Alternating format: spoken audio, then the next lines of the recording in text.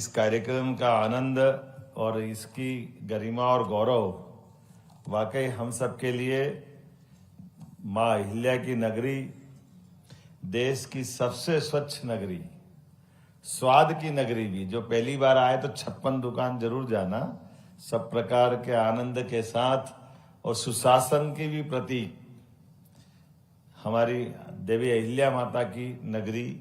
और 84 कोस का ये बाबा महाकाल का परिक्षेत्र ऐसा माना जाता कि जो हमारी प्राचीन काल की अवंतिका का ये परिक्षेत्र 84 कोस तक आता है।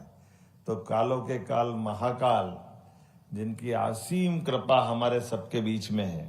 इस मंच पर एक शख्सियत और है, वैसे तो और भी है, लेकिन हमने ब्रह्मोस का धमाका पाकिस्तान के माध्यम से दुनिया को दिखाया था और हम अपने उस ब्रह्मोस की इस पूरी यात्रा में शिव भानु पिल्लई जी के बाद इसको और विकसित करने में डॉक्टर सुधीर मिश्रा जी भी मौजूद है। जोरदार अभिनंदन हमारे वैज्ञानिक सुधीर मिश्रा जी, जो मध्य प्रदेश के भी गौरव हैं और इस नई टेक्नोलॉजी माननीय कुलपति कुलगुरु जी बैठे हैं, आपका भी अभिनंदन।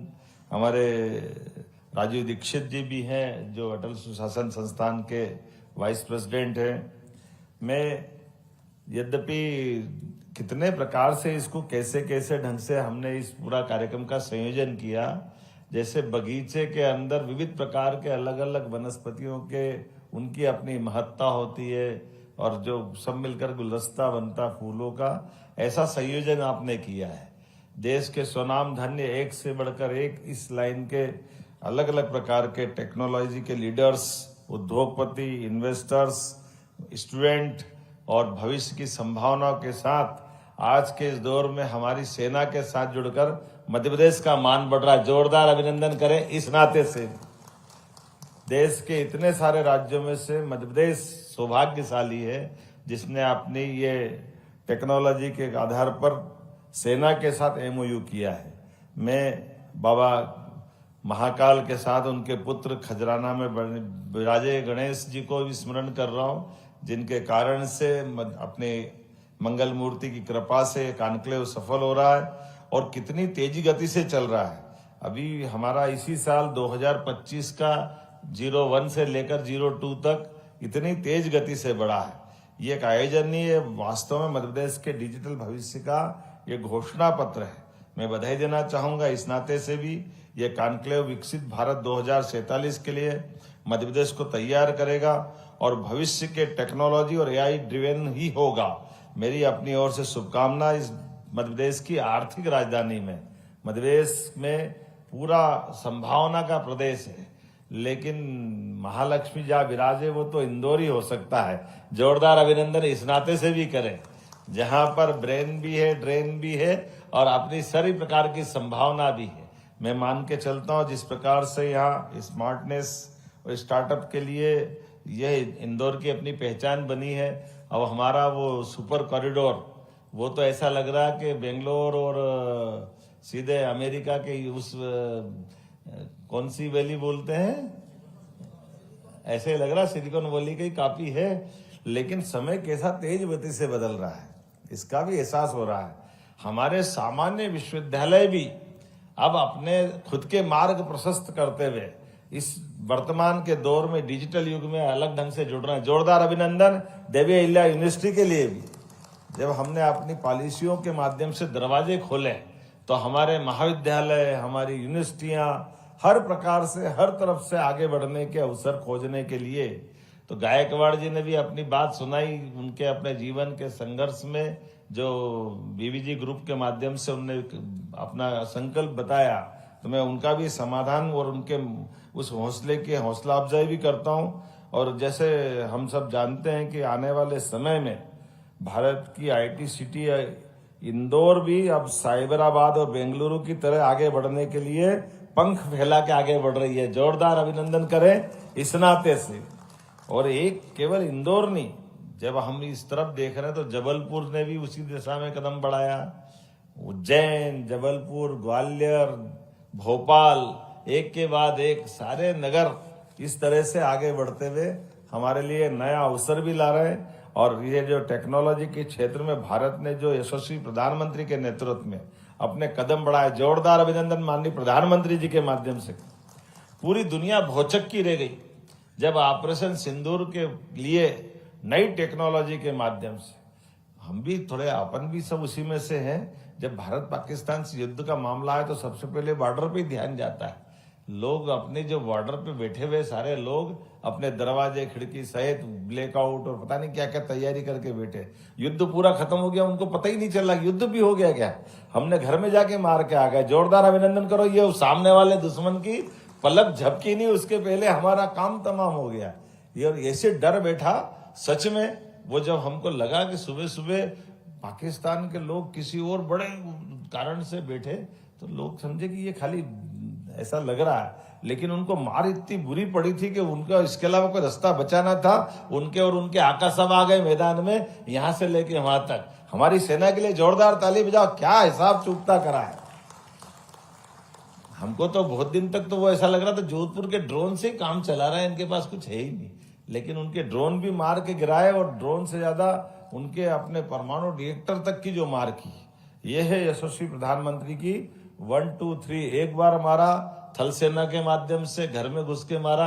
जब पहली बार बॉर्डर के बाहर जाकर के दुश्मन को उनके घर के अंदर पूरा अपना काम तमाम हो गया और अंदर वालों को मालूम ही नहीं पड़ा और हमारे आदमी हमारे पास वापस आ गए।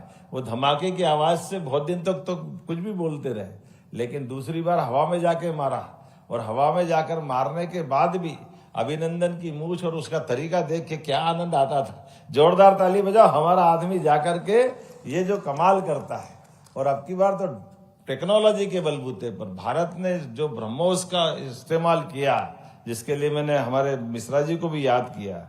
लेकिन आज के समय में वास्तव में हमारे पास मार्केट भी है, मैन पावर भी है, मोबिलिटी भी है, माइंडसेट भी है और यशस्वी प्रधानमंत्री का नेतृत्व भी है। जोरदार अभिनंदन करें। आज के समय की दृष्टि से सारी चीजों में से हमारे पास सबसे बड़ा मैन पावर हमारा अपना बहुत बड़ा हथियार है। और इसीलिए दुनिया के कई देश भले आगे होंगे, लेकिन जर्मनी हो, जापान हो, ताइवान हो, कई सारे लोग हमारी इस टेक्नोलॉजी के साथ मैन पावर की तरफ भी देख रहे हैं। हमको मालूम है कि हमारे पास केवल तकनीकी रूप से दक्ष करने वाले अगर युवाओं के लिए मार्ग बनेगा तो भविष्य की संभावना में भारत बहुत तेज गति से चलेगा।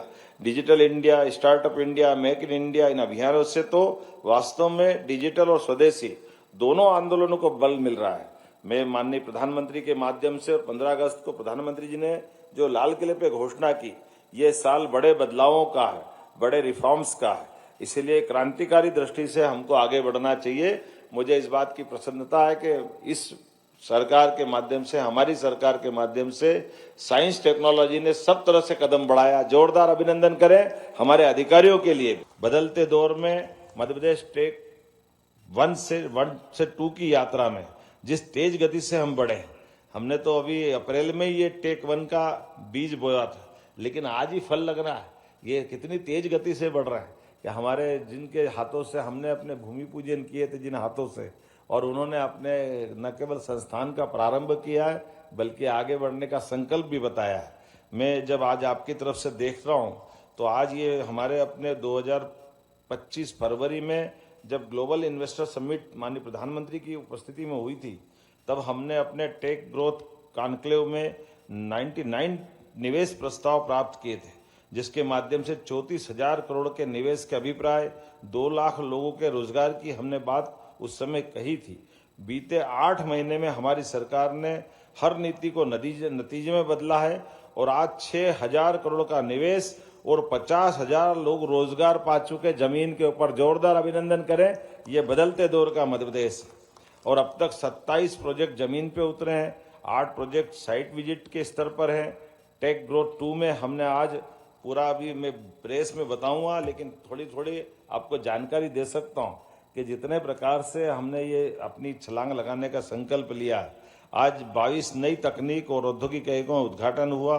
कुल 257 करोड़ का निवेश और 2,125 लोगों को रोजगार मिलने वाला है। 4 नई परियोजनाओं का भूमि पूजन किया गया, जिसमें 1,346 करोड़ का निवेश प्रस्तावित है। इसमें 21,150 लोगों को रोजगार की संभावना रहने वाली है। 8 से अधिक निवेशकों के साथ 1-to-1 बैठक हुई है।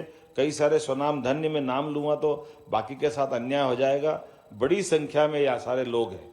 कुल मिलाकर के जिस प्रकार का ये आयोजन किया गया है, मेरी अपनी ओर से मध्य प्रदेश हमारे इस क्षेत्र के सारे निवेशकों के लिए हृदय से आपका स्वागत भी करता है, अभिनंदन भी करता है। और आइए, मध्य प्रदेश आपका इंतजार कर रहा है। एक घर आपका वहां होगा जहां आप काम कर रहे हैं, दूसरा घर आपको पुकार रहा है। हमारे साथ जुड़े और आप अपने सपनों को पंख लेकर आगे जहां तक जाना चाहे वहां तक उड़े। मेरी अपनी ओर से शुभकामना। बहुत बहुत धन्यवाद। भारत माता की